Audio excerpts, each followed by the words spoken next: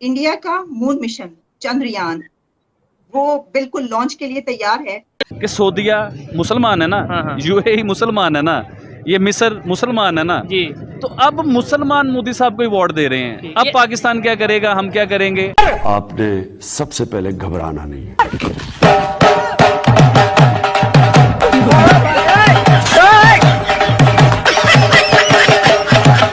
मुल्क में जो माशी सूरत हाल है, हम देख रहे हैं कि हर गुजरते दिन के साथ संगीन होती जा रही है। बोलने दे, तकलीफ हुआ है बेचारे को।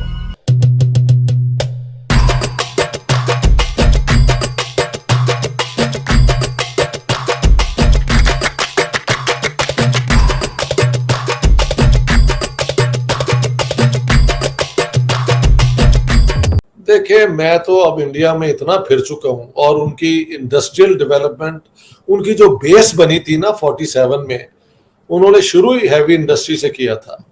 हैवी इंडस्ट्री जब होती है उसके बाद लाइट इंडस्ट्री आती है, जब आपका बेस बन जाए।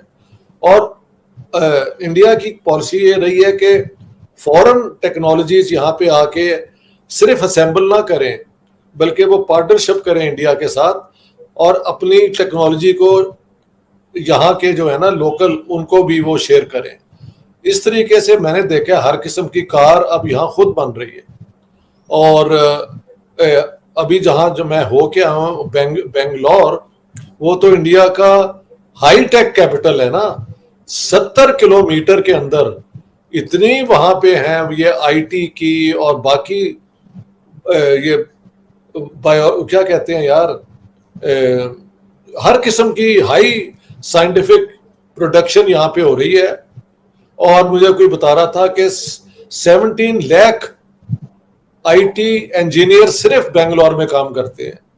बेंगलोर के बाद नाम आता है हैदराबाद, अहमदाबाद, चेन्नई और पुणे का, लेकिन कैपिटल जो है वो ये अपना बेंगलोर है। अब मैं आया हूँ अपना हैदराबाद में।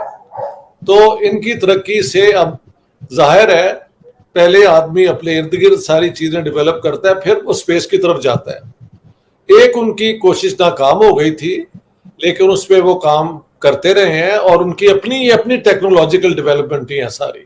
बेसिकली इंडिया का मून मिशन चंद्रयान वो बिल्कुल लॉन्च के लिए तैयार है और जुलाई 13 उसकी डेट सामने आ रही है। नासा की उस पर भी ये है सारी डिटेल्स, और जो इंडियन मीडिया है, इंटरनेशनल मीडिया, वो भी इसको रिपोर्ट कर रहा है।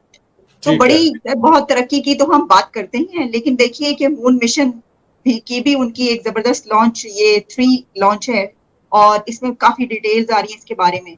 सर कैसे देख रहे हैं इसको कि हम तो अभी सोच भी नहीं सकते चांद पर क्या, हमारा तो अपना ये वाला जो जिस सैयारे पे हम हैं, यानी हमारा कंट्री वही एक चांद की सिचुएशन ऐसे पेश कर रहा है कि वो कभी लाइट नहीं होती, कभी पानी नहीं होता। तो आप कैसे देख रहे हैं इसको?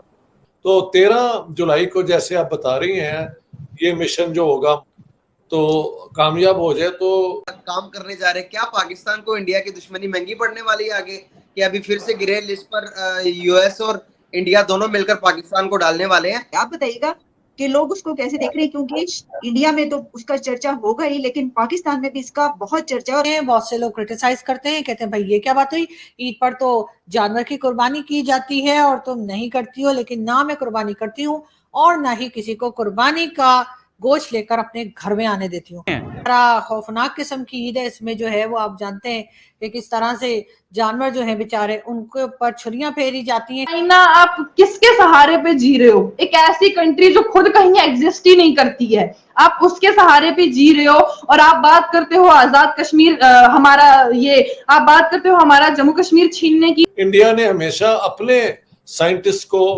इनकरेज किया है कि उसके अंदर वो आगे बढ़ के काम करें। हम तो अभी सोच भी नहीं सकते चांद पर क्या, हमारा तो अपना ये वाला जो जिस सैयारे पे हम हैं। लश्कर तैयबा और हिजबुल मुजाहिदीन जो कि यूएन की टारगेट लिस्ट पे है, यानी कि जो उनकी लाइन पे है कि ये टेररिज्म। और अगर हम लश्कर तैयबा और हिजबुल मुजाहिदीन की बात करें तो ये दोनों पाकिस्तान से ताल्लुक रखते हैं। अगर वो मुसलमानों के कातिल हैं तो ये 6 जो मुल्क है ना जो मोदी साहब को अवार्ड दे रहे हैं, फिर ये भी मुसलमान नहीं है। कि सऊदीया मुसलमान है ना, यूएई मुसलमान है ना, ये मिस्र मुसलमान है ना जी। तो अब मुसलमान मोदी साहब को अवार्ड दे रहे हैं। अब पाकिस्तान क्या करेगा, हम क्या करेंगे? अब समझे ना, हमने तो सारी जिंदगी मोदी साहब को टेररिस्ट कहा है, हमने तो उन्हें बुरा कहा है, हमने तो उन्हें पता नहीं क्या क्या कुछ कहा, मुसलमानों का कातिल कहा और पता नहीं क्या क्या कुछ हमने उन्हें कहा है। ठीक है। अगर वो मुसलमानों के कातिल हैं तो ये 6 जो मुल्क है ना जो मोदी साहब को अवार्ड दे रहे हैं, फिर ये भी मुसलमान नहीं है।